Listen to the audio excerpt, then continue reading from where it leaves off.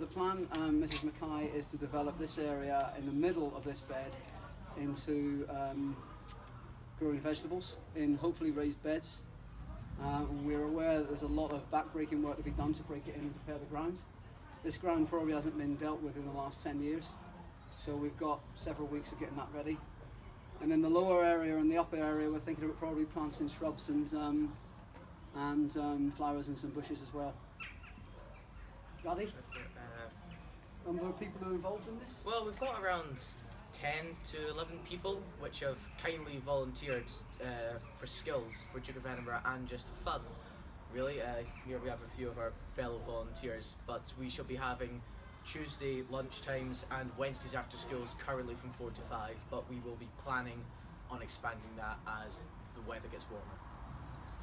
The rector's just been out to see us and she's told us that the world's our oyster, so eventually we may move into this wilderness behind us, but that will be for another session. For now, it's about breaking in this ground and it's going to take a few weeks. All right, team? Yep. All right, Let's go. Yeah. Thank you.